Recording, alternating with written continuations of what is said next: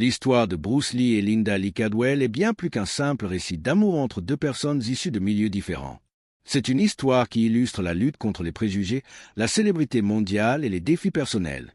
Bruce Lee, pionnier des arts martiaux, a dû lutter non seulement pour obtenir du respect dans un Hollywood raciste, mais aussi pour conquérir le cœur de Linda, une jeune femme venant d'un milieu modeste, catholique et blanc. Leur union, en 1964, était un défi direct aux normes sociales et familiales de l'époque. Linda Lee Cadwell, une pom-pom girl baptiste et issue de la classe moyenne, a vu en Bruce bien plus qu'un maître des arts martiaux. Il représentait une possibilité de changement, une vision différente du monde qui allait bien au-delà de son kung-fu. Bien que le mariage ait eu lieu dans le secret, sans grande annonce ni cérémonie médiatique, il a défié la société. C'était un mariage interdit par les conventions sociales et raciales de l'époque. Ensemble, ils ont partagé une vie faite de succès, de controverses et de sacrifices. Bruce Lee est devenu une icône mondiale, mais derrière la célébrité, il y avait des luttes internes, des sacrifices personnels et des défis qu'ils ont affrontés à deux.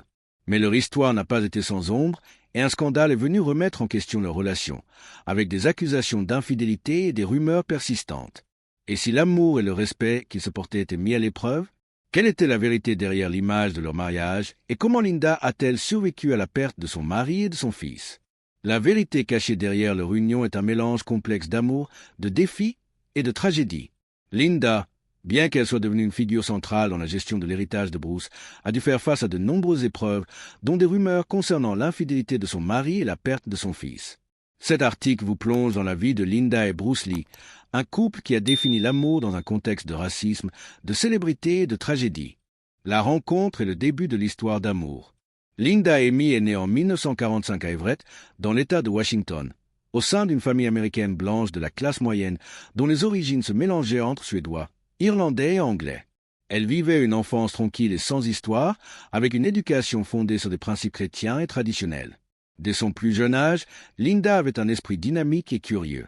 Au lycée Garfield à Seattle, elle s'illustre en tant que pom-pom girl, un rôle qu'elle occupe avec fierté, représentant l'esprit de son école. Ce fut là, en 1963, qu'elle a vu Bruce Lee pour la première fois. Bruce, à l'époque âgé de 26 ans, était déjà un jeune homme charismatique et audacieux, étudiant en philosophie à l'université de Washington tout en enseignant les arts martiaux à des groupes privés. Il avait une réputation grandissante dans la communauté des arts martiaux, et son style innovant, qu'il appellerait plus tard le Jeet Kune Do, commençait à faire des vagues. Mais pour Linda, ce n'était pas seulement son physique ou son talent qui l'attirait. C'était la vivacité de son esprit et la profondeur de ses réflexions qui la fascinaient. Ironiquement, à cette époque, Bruce fréquentait déjà une amie proche de Linda, Amy Sambo. Pourtant, malgré cette connexion, Linda ne pouvait ignorer l'impression profonde que Bruce laissait sur elle. Ce n'était pas simplement une attraction physique. Il y avait cette alchimie intellectuelle, cette curiosité partagée qui allait au-delà des simples démonstrations de kung-fu. Linda se retrouva captivée par lui, non seulement en tant qu'homme, mais aussi en tant que penseur et maître. De son côté, Bruce ressentait rapidement une connexion similaire. Leurs échanges se firent plus réguliers, et Linda décida de suivre des cours de kung-fu dispensés par Bruce à l'université de Washington. De par sa détermination et son intérêt sincère, Linda devint l'une des premières élèves féminines de Bruce. C'était bien plus qu'une simple participation à des cours d'arts martiaux. C'était un processus d'apprentissage spirituel et intellectuel qu'elle entreprenait aux côtés de Bruce. Ce dernier, à son tour, appréciait sa volonté de comprendre et d'adhérer à sa philosophie martiale. Pour Bruce, Linda représentait quelque chose de rare. Elle n'était pas simplement fascinée par ses compétences physiques, mais s'intéressait profondément à son approche du monde. Dans un contexte où la majorité des gens l'avaient réduit à une simple image de combattant, Linda se distinguait par sa capacité à voir en lui un homme complet. Et c'était exactement ce que Bruce recherchait, quelqu'un qui le comprenait au-delà de son image publique. Linda, de son côté, était attirée par l'idée de pouvoir évoluer avec lui, de l'aider à concrétiser ses ambitions et de se développer à ses côtés. Ils commencèrent à se fréquenter, à se rapprocher, et leur relation devint vite plus forte. Mais le contexte social de l'époque, marqué par un racisme encore omniprésent, n'allait pas faciliter leur parcours. Bruce, un homme chinois dans une société américaine encore largement influencée par des mentalités racistes, savait que leur union serait loin d'être facile. Linda, quant à elle, était confrontée à l'opposition de sa propre famille, notamment de sa mère, qui, bien qu'affirmant ne pas avoir de problème avec les Asiatiques en tant qu'amie, n'accepterait jamais l'idée que sa fille épouse un homme d'origine chinoise. Le mariage secret et les défis du couple. Le mariage de Bruce Lee et Linda Lee, qui a eu lieu le 17 août 1964, fut un acte audacieux et courageux dans un contexte où les mariages mixtes étaient encore considérés comme scandaleux, voire illégaux dans certains États américains. À Seattle, où ils se sont mariés en toute discrétion, loin des yeux du public, Bruce et Linda ont défié les conventions sociales et raciales de l'époque. Leur cérémonie civile n'a pas attiré l'attention des médias et aucun photographe n'était présent pour immortaliser l'événement. C'était un mariage secret, loin des projecteurs et des jugements de la société, mais il portait en lui une signification bien plus profonde que n'importe quel spectacle médiatique. Linda, malgré son amour profond pour Bruce, devait faire face à la désapprobation de sa famille, et particulièrement de sa mère. Bien que cette dernière ait toujours clamé qu'elle n'avait aucun problème à accepter les Asiatiques en tant qu'amis, l'idée que sa propre fille épouse un homme chinois était insupportable pour elle. Ce rejet de la part de sa famille n'a pas été le seul obstacle auquel le couple a dû faire face. La société elle-même, marquée par des préjugés raciaux tenaces, leur offrait peu de soutien. Bruce Lee, quant à lui, savait très bien à quoi elle s'exposait en s'engageant dans un mariage interracial à une époque où de tels actes étaient loin d'être acceptés par la majorité. Pourtant, cela ne l'a pas empêché de suivre son cœur. Pour lui, Linda était bien plus qu'une simple compagne. Elle était une partenaire égale, une personne qui croyait en lui avant même qu'il ne devienne une star mondiale. Linda, qui avait interrompu ses études universitaires pour suivre Bruce, se consacra totalement à lui. Elle l'aidait non seulement dans sa carrière, mais aussi à gérer ses ambitions. Ensemble, ils ouvrirent plusieurs écoles d'arts martiaux à Seattle, puis à Oakland et Los Angeles. Linda ne se contentait pas d'être une spectatrice dans cette aventure, elle était un pilier essentiel dans la construction de la carrière de Bruce. Tandis que Bruce passait ses journées à enseigner et à travailler sur de nouveaux concepts pour les arts martiaux, Linda s'occupait de la maison, élevait leur fils Brandon et leur fille Shannon, tout en gérant le foyer familial. Ils se soutenaient mutuellement dans un contexte où la célébrité de Bruce, bien que croissante, ne leur assurait pas encore la stabilité financière dont ils rêvaient. Entre 1964 et 1973, le couple a déménagé plusieurs fois en raison des difficultés financières et de la carrière de Bruce. Malgré les obstacles financiers, Bruce ne cessait de travailler d'arrache-pied, chorégraphiant des scènes de combat pour des films, donnant des cours d'arts martiaux à des célébrités comme Steve McQueen, James Coburn et Karim Abdul-Jabbar, tout en écrivant des théories sur les arts martiaux qui deviendraient plus tard la base du Jeet Kune Do.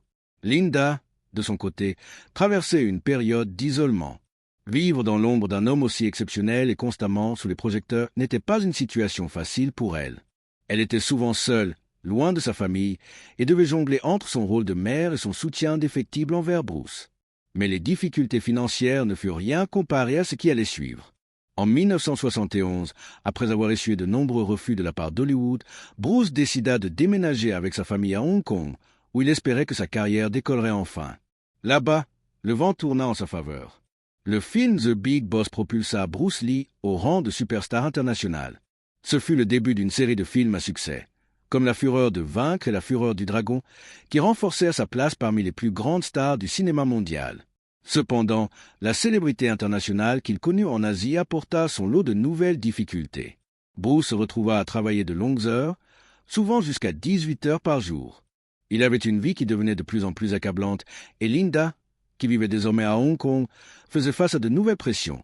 La barrière de la langue, l'isolement culturel et l'attention constante des médias. Le couple se retrouva pris dans une spirale où la distance entre semblait se creuser.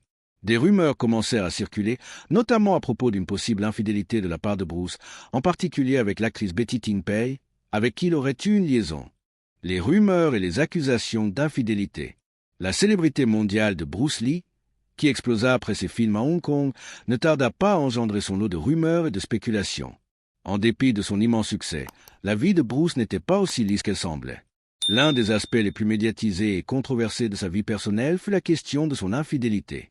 En particulier, la rumeur selon laquelle Bruce aurait eu une liaison avec Betty Ting Pei, une actrice taïwanaise avec qui il travaillait sur son dernier film Game of Death, fit les gros titres dans les mois précédant sa mort en 1973. Les accusations d'infidélité n'étaient pas nouvelles pour Bruce, mais elles prenaient une tournure plus sérieuse à cette époque. Betty Ting Pei elle-même a été au centre de ces rumeurs. Bien qu'au départ elle ait nié toute relation intime avec Bruce, plusieurs témoins de l'industrie cinématographique hongkongaise ont affirmé qu'ils se rendaient régulièrement chez elle, parfois sans l'entourage habituel de Bruce. D'autres affirmations ont évoqué des moments de plus en plus fréquents passés ensemble dans un contexte plus intime. Le fait que Bruce se rendait à son appartement, souvent seul, alimenta encore les spéculations. Au fil des années, Betty Ting Pei a modifié sa version des faits à plusieurs reprises. Dans une première interview, elle avait présenté Bruce comme un mentor et un ami, minimisant toute implication romantique. Cependant, en 1976, et plus tard en 1983, elle a ouvertement admis qu'une relation intime avait existé entre eux. Elle a qualifié cette relation de brève, insistant sur le fait qu'il ne s'agissait pas d'une liaison durable, mais d'un moment de proximité partagé entre deux personnes qui se soutenaient dans une période difficile. Cette déclaration, bien que nuancée, ne fit qu'attiser les spéculations et raviver les rumeurs sur la fidélité de Bruce. Des millions de fans, de journalistes et d'observateurs se demandèrent si ces révélations étaient vraies et si elles avaient des conséquences sur la manière dont Linda percevait son mari. D'un côté, certains estimaient que Betty Ting Pei cherchait à capitaliser sur son nom, tandis que d'autres soulignaient les incohérences dans ses récits et remettaient en question ses motivations. Linda, cependant, choisit de rester silencieuse sur le sujet. Dans ses interviews, elle n'a jamais confirmé ou infirmé les accusations d'infidélité. Elle se contentait souvent de dire « Je connais l'homme que j'ai épousé et je l'ai toujours aimé pour qui il était ». Linda, fidèle à son caractère, se concentrait davantage sur la philosophie de Bruce et sur leur histoire commune que sur les rumeurs qui entouraient sa vie privée. Dans son livre Bruce Lee, The Man Only He Knew, publié en 1975, elle a choisi de ne mentionner Betty Ting Pei que de manière furtive, sans entrer dans les détails de leur relation. Linda préférait parler de l'homme qu'elle avait connu, de sa vision des arts martiaux et de son parcours. Le choix de Linda de ne pas commenter les accusations d'infidélité a été interprété de différentes manières. Certains ont vu dans son silence un moyen de préserver l'intégrité de leur mariage et de protéger l'image publique de Bruce. D'autres ont suggéré qu'elle avait fait ce choix pour éviter de raviver des douleurs inutiles, en particulier si elle considérait ces relations comme étant éphémères et sans grande importance. Ce silence, loin d'être un signe de faiblesse, fut un moyen de garder un respect mutuel au-delà des rumeurs et de l'examen incessant de la presse. Cette situation, bien que difficile, ajouta une couche de complexité à leur relation. La célébrité de Bruce Lee, qui en lui-même était déjà un défi à gérer, fut exacerbée par les tensions médiatiques. Linda, constamment observée, dut aussi composer avec l'image publique de son mari. L'un des plus grands défis pour elle ne fut pas seulement de vivre dans l'ombre de cette célébrité, mais d'être la cible indirecte de critiques et de jugements sur un mariage dont la vie intime était constamment scrutée par les médias. Derrière cette façade de célébrité, de nombreuses questions demeuraient sans réponse. Était-ce vraiment de l'infidélité ou simplement le produit des pressions liées à une vie sous les projecteurs? Quoi qu'il en soit, les rumeurs persistèrent et la question de la fidélité de Bruce Lee est restée un sujet de débat jusqu'à sa mort. La mort tragique de Bruce Lee et les spéculations médiatiques. Le 20 juillet 1973, le monde du cinéma et des arts martiaux fut secoué par la disparition soudaine de Bruce Lee. À l'âge de 32 ans, Bruce mourut dans des circonstances mystérieuses et inattendues à Hong Kong, laissant derrière lui une légende inachevée. Ce fut un choc pour ses proches, ses fans et l'industrie cinématographique, qui perdaient l'une de ses figures les plus emblématiques. Bruce était chez l'actrice Betty Ting Pei ce jour-là, en train de discuter des révisions du scénario de son dernier film Game of Death, lorsqu'il se plaint de maux de tête et de vertige. Betty, qui se trouvait avec lui administra un médicament antidouleur appelé Equagesic, un analgésique contenant du méprobamate et de l'aspirine, qu'il avait déjà pris auparavant sans incident. Après avoir pris le médicament, Bruce se rendormit dans la chambre de Betty. Lorsqu'elle tenta de le réveiller plus tard, elle s'aperçut qu'il ne réagissait pas. Les secours furent appelés, mais il fut déclaré mort à son arrivée à l'hôpital Queen Elizabeth vers 23h30. L'autopsie officielle, pratiquée peu après son décès, a révélé qu'il souffrait d'un édème cérébral, un gonflement du cerveau causé par une accumulation excessive de liquide. Le médecin légiste de Hong Kong conclut que la cause probable de cet édème était une réaction allergique au méprobamate, l'un des composants du médicament qu'il avait ingéré. Aucun signe d'alcool, de drogue illégale ou de substance suspecte ne fut détecté dans son corps. L'autopsie ne révéla également aucune preuve d'un acte criminel et aucune indication ne suggéra un empoisonnement ou une quelconque malveillance. Malgré les conclusions de l'autopsie, la mort de Bruce Lee a fait l'objet de spéculations et de théories qui continuèrent de se propager dans les années suivantes. Le fait que Bruce soit décédé dans l'appartement de Betty Ting Pei et non chez lui avec Linda a suscité des rumeurs selon lesquelles il aurait pu mourir à cause d'une overdose ou d'une implication dans une activité secrète. Certaines théories ont même suggéré qu'il avait été victime des Triades, un groupe criminel asiatique, sans aucune preuve concrète. Les médias, en particulier les tabloïds, alimentèrent ces spéculations. Le décès soudain de Bruce, combiné à son état physique exceptionnel, créa une dissonance qui laissa place à l'imagination et à l'interprétation. Les journalistes tentèrent de lier sa mort à des problèmes personnels ou des excès de célébrité. Certains ont suggéré que sa fin tragique était liée à une overdose de drogue ou à une activité sexuelle qui aurait mal tourné, bien que ces idées étaient basées sur des rumeurs et des interprétations faussement amplifiées. Ce tumulte médiatique n'a cessé de croître, en particulier à cause des circonstances mystérieuses de sa mort. Betty Ting Pei, qui avait été présente lors de son décès, fut elle-même sous pression médiatique. Elle donna plusieurs interviews dans lesquelles ses déclarations furent parfois contradictoires.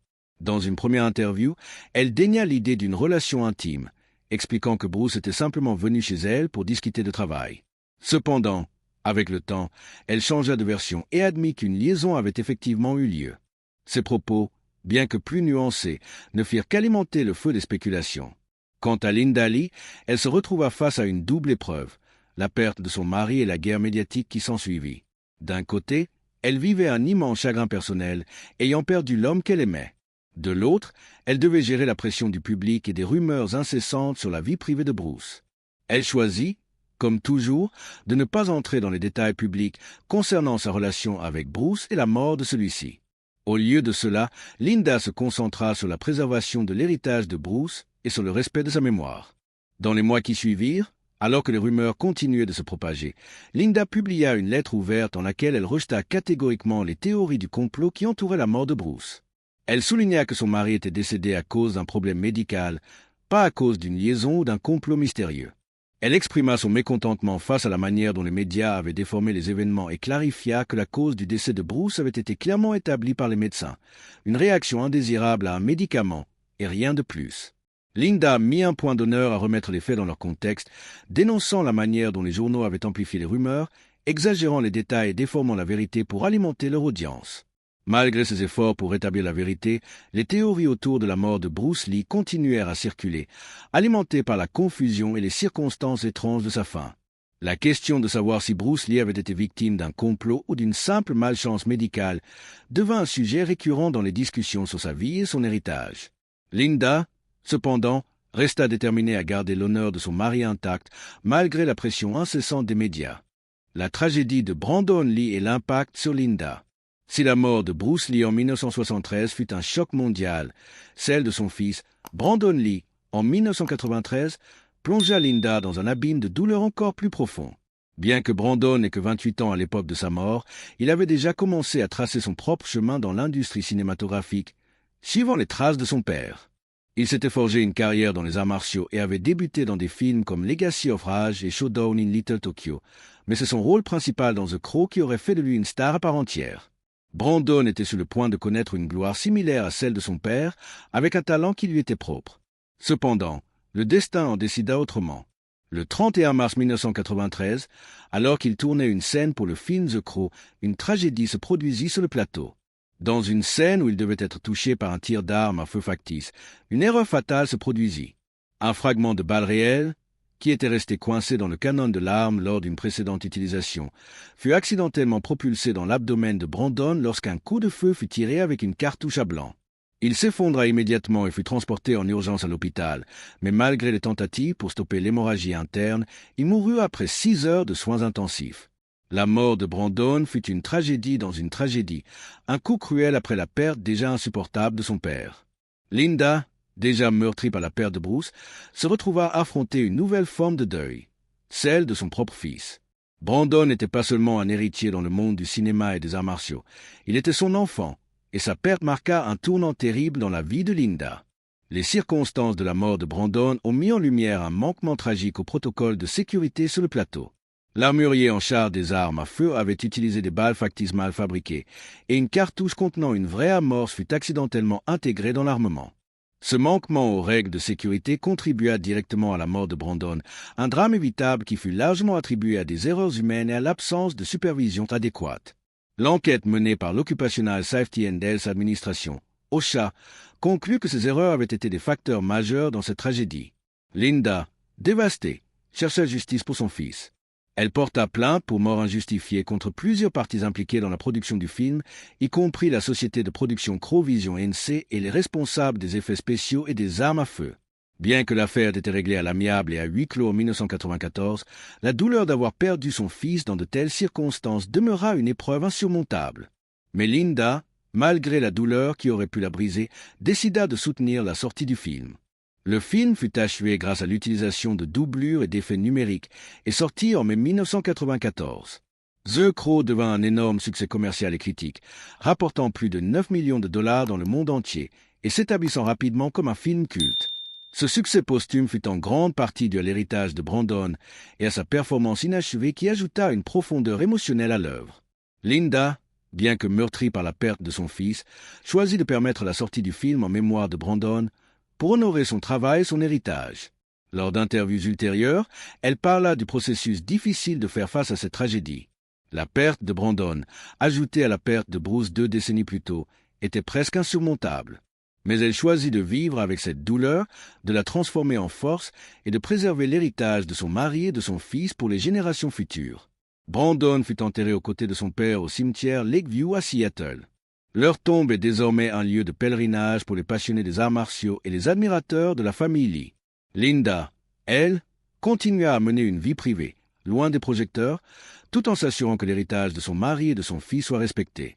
Elle garda la mémoire de Bruce et Brandon, vivant à travers diverses initiatives et œuvres caritatives.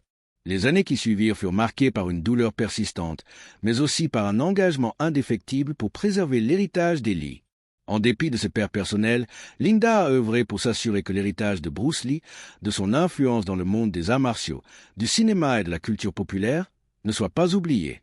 Elle a créé la Bruce Lee Foundation avec sa fille Shannon pour promouvoir les valeurs que Bruce avait défendues, la discipline, la liberté d'expression et la recherche de la vérité. L'histoire de Bruce Lee et Linda Lee est bien plus qu'un simple récit de célébrité, de succès et de tragédie. Linda Lee Cadwell n'a pas seulement épousé un homme, elle a épousé un mouvement. Un mouvement qui, plus de 50 ans après sa naissance, continue d'avoir un impact profond sur la manière dont nous comprenons l'art, la culture et le dépassement de soi. Et même après toutes les épreuves qu'elle a traversées, Linda reste une figure clé dans la préservation de cet héritage, une preuve vivante que l'amour et le dévouement peuvent résister à l'épreuve du temps et des tragédies. Le lien entre Bruce et Linda, bien que souvent mis à l'épreuve par les circonstances, a prouvé que l'amour véritable peut transcender toutes les difficultés. Ce n'était pas seulement un amour entre un homme et une femme, mais un amour entre un homme et un mouvement, entre un maître et un disciple, entre une mère et ses enfants, et entre une famille et son héritage. Linda Lee, avec sa dignité et sa force, incarne cet héritage, et elle restera à jamais une partie de l'histoire de Bruce Lee et de son impact sur le monde. Et voilà l'histoire incroyable de Bruce Lee et Linda Lee. Un mariage qui a défié les attentes, une vie marquée par des défis immenses et des pertes tragiques, mais aussi une passion et un héritage qui traversent le temps. Linda, avec sa force et son amour, a été la gardienne de cet héritage, et son histoire mérite d'être racontée autant que celle de Bruce. Qu'en pensez-vous? Est-ce que vous croyez que leur relation aurait pu survivre à Hollywood aujourd'hui? Laissez vos pensées dans les commentaires. N'oubliez pas de liker, de partager et de vous abonner pour découvrir encore plus d'histoires fascinantes derrière les légendes. À la prochaine!